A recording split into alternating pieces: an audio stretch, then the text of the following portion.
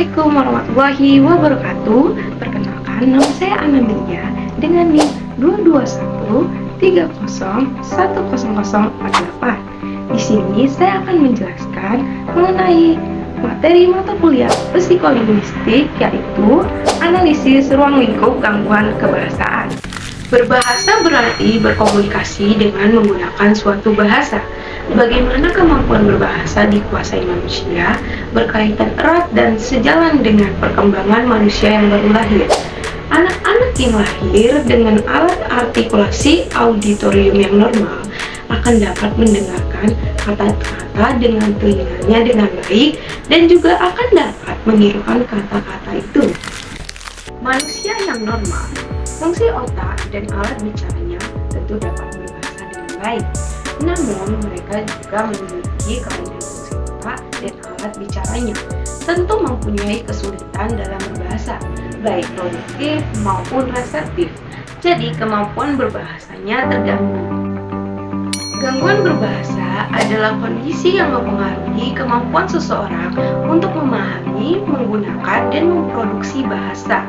Gangguan ini terjadi pada anak-anak maupun orang dewasa dan dapat disebabkan oleh berbagai banyak faktor.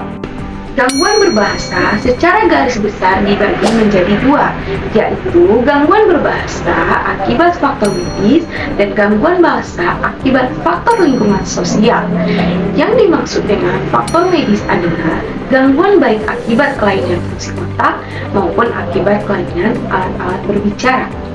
Sedangkan yang dimaksud dengan faktor lingkungan sosial adalah lingkungan kehidupan yang tidak alamiah, seperti tersisihnya atau terisolasi dari kehidupan masyarakat manusia yang sewajarnya. Secara medis, menurut Siddhartha 1984, gangguan berbahasa itu dapat dibedakan menjadi 3 golongan, yaitu yang pertama gangguan berbicara, yang kedua gangguan berbahasa, dan yang ketiga gangguan berpikir. Ketiganya dapat diatasi jika penderita gangguan itu mempunyai daya ingat yang normal. Bila tidak, tentu sukar dan sangat tidak sukar. Gangguan berbahasa dibagi menjadi 3 golongan. Yang pertama, gangguan berbicara. Berbicara merupakan aktivitas motorik yang mengandung mobilitas psikis. Oleh karena itu, gangguan berbicara dikategorikan menjadi 2. Yang pertama, gangguan mekanisme berbicara berimplikasikan pada gangguan organik. Yang kedua, gangguan berbicara psikogenik. Gangguan mekanisme berbicara merupakan suatu proses produksi ucapan perkataan oleh kegiatan terpadu dari pita suara, lidah, otot-otot yang berbentuk rongga mulut, serta kerongkongan di paru-paru. Maka gangguan berbicara berdasarkan mekanisme ini dapat dirinci menjadi gangguan berbicara akibat kelainan pada paru-paru, pulmonar, dan pita suara, pada lingual, pada rongga mulut, kerongkongan, resonantal. Gangguan psikogenik. Gangguan berbicara psikogenik sebenarnya tidak bisa disebut sebagai suatu gangguan berbicara. Mungkin lebih tepatnya disebut variasi cara berbicara yang normal, tetapi merupakan ungkapan dari gangguan di bidang mental. Modalitas mental yang terungkap oleh cara berbicara sebagian besar ditentukan oleh nada, intonasi, intensitas suara, lafal, dan pilihan kata. Ujaran yang berirama lancar, tersendat-sendat dapat mencerminkan sikap mental si pembicara. Gangguan psikogenik di antara lain sebagian berikut. Gangguan psikogenik di antara lain sebagian berikut. Berbicara manja. Disebut berbicara manja karena adanya kesan orang yang melakukan meminta perhatian untuk dimanja. Umpamaannya, kanak-kanak baru saja terjatuh, terluka, atau mendapat kecelakaan. Terdengar adanya perubahan cara berbicaranya. Fonem yang bunyinya S dilafalkan menjadi C, sehingga contoh kalimatnya seperti ini ya. Saya sakit, jadi tidak suka makan, sudah saja ya. Akan diucapkan menjadi saya sakit, jadi tidak suka makan, udah saja ya. Dengan berbicara demikian, dia mengungkapkan keinginan untuk dimanja. Gejala seperti ini dapat kita jumpai oleh orang tua pikun atau jompo, biasanya wanita maupun anak-anak. Berbicara gagap.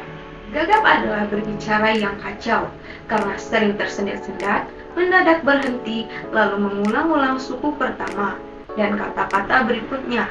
Setelah berhasil mengucapkan itu, kalimatnya baru terselesaikan. Si pembicara tidak berhasil mengucapkan suku kata awal, hanya dengan susah payah berhasil mengucapkan konsonan atau vokal awalnya saja, lalu dia memilih kata lain dan berhasil menyelesaikan kalimat tersebut, meskipun dengan susah payah juga. Berbicara kemayu. Berbicara kemayu, istilah dari Siddhartha 1989 yang berkaitan dengan perangai wanita yang berlebihan. Jika seseorang bersifat atau bertingkah laku kemayu, jelas gambaran yang dimaksud oleh istilah tersebut. Berbicara kemayu dicirikan oleh gerak bibir dan lidah yang menarik perhatian dan lafal yang dilakukan secara eksternal menonjol atau eksternal gemulai dan eksternal memanjang. Meskipun berbicara seperti ini bukan suatu gangguan ekspresi bahasa, tetapi dapat dipandang sebagai sindrom fonologik yang mengungkapkan identitas kelamin, terutama jika yang dilanda adalah kaum pria. Gangguan berbahasa yang kedua adalah gangguan berpikir. Dalam sosiolinguistik dikatakan bahwa setiap orang mempunyai kecenderungan untuk penggunaan perkataan-perkataan yang disukai, sehingga corak bahasanya adalah khas bagi dirinya sendiri. Hal ini dalam sosiolinguistik disebut idolek atau ragam bahasa perseorangan. Gangguan ekspresi verbal akibat dari gangguan pikiran dapat berupa hal-hal sebagian berikut. Yang pertama, pikun atau demensia. Dr. Martina Wiwit S. Nasrul mengatakan bahwa kepikunan adalah penurunan fungsi daya ingat dan daya pikiran lainnya dari hari ke hari semakin buruk. Gangguan kognitif ini meliputi terganggunya ingatan jangka pendek dan keliruan mengenai tempat, orang, dan waktu, dan juga kelancaran berbicara. Yang kedua, schizophrenic. Schizophrenic adalah gangguan berbahasa akibat gangguan berpikir. Pada penderita schizophrenic kronik juga dikenal dengan istilah schizophrenic word salad. Pada penderita ini dapat mengucapkan word salad dengan lancar, dengan volume yang cukup ataupun lemah sekalipun.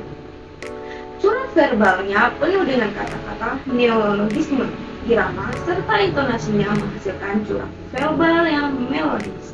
Seorang penderita schizophrenic dapat berbicara terus-menerus, ocehannya hanya merupakan ulangan curah verbal semula dengan tambahan sedikit demi sedikit atau dikurangi beberapa kalimat. Yang ketiga, depresi.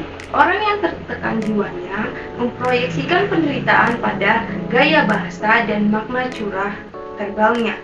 Volume curah verbalnya lembut dan kelancaran terputus-putus oleh interval yang cukup panjang. Namun, arah arus isi pikiran tidak terganggu. Kelancaran berbicaranya terputus-putus oleh tarikan nafas yang dalam, serta pelepasan nafas yang keluar yang panjang. Perangai emosional yang terasosiasi dengan depresi itu adalah universal.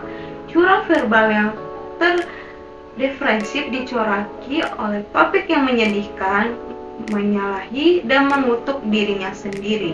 Kehilangan gairah bekerja dan gairah hidup, tidak mampu menikmati kehidupan, malah cenderung mengakhiri hidupnya sendiri. Gangguan berbahasa yang terakhir adalah gangguan lingkungan sosial. Yang dimaksud dengan gangguan lingkungan sosial adalah akibat dari faktor lingkungan terasingnya seorang anak manusia yang aspek biologis bahasanya normal dari lingkungan kehidupan manusia.